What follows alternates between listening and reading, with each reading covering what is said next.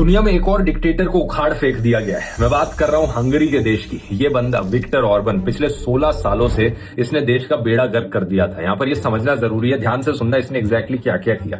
Step 1, पहले पूरे media को कैप्चर कर लिया। अपने अरबपति मित्रों को सारे सरकारी कॉन्ट्रैक्ट्स दिए और उन्होंने उसी पैसे से जाकर देश के ज्यादातर मीडिया हाउसेस को खरीद लिया।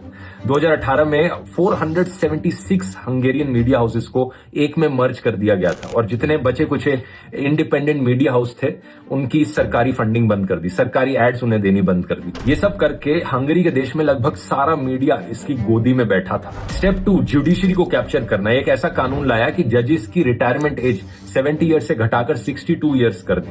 हुआ क्या, एक ही झटके में देश के 20% जजेस को रिटायर होना पड़ा और इसकी वजह से जो जजेस की सीटें खाली हुई, इसने अपने चाटुकारों को जजेस की सीट पर बिठा दिया। इसने एक नेशनल जुडिशियल ऑफिस बनाया जिसमें खुद को पावर दे दी सारे जजेस को अपॉइंट करने की, जजेस को फायर करने की, जजेस को ट्रांसफर करने की और यहां तक कि कौन सा केस किस जज के सामने जाएगा ये पावर भी इसको दे दी गई। मतलब इस बंदे के खिलाफ अगर कोई करप्शन केस आता तो ये खुद से डिसाइड कर लेता कि ये वाला केस ये जज सुनेगा जो मेरा चाटुकार है, मेरा ही अपॉइंट किया हुआ बंदा है। स्टेप 3, इसने पूरा इलेक्शन सिस्टम ही बदल डाला। हंगरी के पार्लियामेंट में 286 सीट्स होती थी, इसने घटाकर 199 सीट्स कर दी। कॉन्स्टिट्यूएंसीज को दोबारा से रीड्रॉ किया गया और ऐसे रीड्रॉ किया गया कि इसकी पार्टी को हमेशा एडवांटेज मिले। इसके अलावा 2 राउंड वोटिंग को हटाकर सिंगल राउंड वोटिंग कर दी गई। पूरे कॉन्स्टिट्यूशन को बदला गया। लेकिन असली कहानी यहां पर यह है दोस्तों कि इतना सब करने के बाद भी इस डिक्टेटर को हंगरी की जनता ने उखाड़ फेंका और इसके लिए सबसे बड़ा क्रेडिट जाता है ऑपोजिशन लीडर पीटर मोग्यार को। ये लिटरली पैदल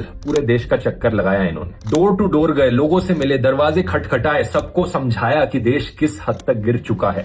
बाय द वे, करप्शन की हालत इतनी बुरी हो गई थी विक्टर ऑर्बान की सरकार में कि हंगरी को for the 4th consecutive year पूरे यूरोप का सबसे करप्ट देश माना जाने लगा था। पीटर ने यहाँ पर इन्वेस्टिगेटिव जर्नलिज्म का भी सहारा लिया। लाइव रिकॉर्डिंग्स की ऑडियो क्लिप्स लीक करी करप्शन का सबूत दिखाते हुए। पिछले 1 साल में लोगों ने भी अपनी ताकत दिखाई। भारी भारी प्रोटेस्ट हर शहर में देखने को मिले और फाइनली इसका नतीजा अब यह हुआ कि पीटर ने जब इलेक्शन लड़ी 53.6% वोट्स के साथ लैंडस्लाइड विक्ट्री हासिल कर ली। इलेक्शन जीतने के बाद पीटर ने साफ कहा, हमने देश को दोबारा आजादी दिलाई है। Together we have liberated Hungary. Leváltottuk az Orbán rendszert, közösen felszabadítottuk Magyarországot, visszavettük a hazánkat। और बेस्ट चीज तो ये हुई कि इलेक्शन जीतने के बाद ये उसी मीडिया चैनल पर इंटरव्यू देने जाते हैं जहां पर इन्हें बदनाम किया गया था, देशद्रोही कहा गया था और सीधा उस जर्नलिस्ट के मुंह पर कहते हैं कि मैं तुम्हारा चैनल बंद करवाऊंगा। Hogy ennek a hazugsággyárnak a Tisza kormány megalakulása után vége van, fel fogjuk függeszteni azonnal ezt a hazug hírszolgáltatást, amit folyik.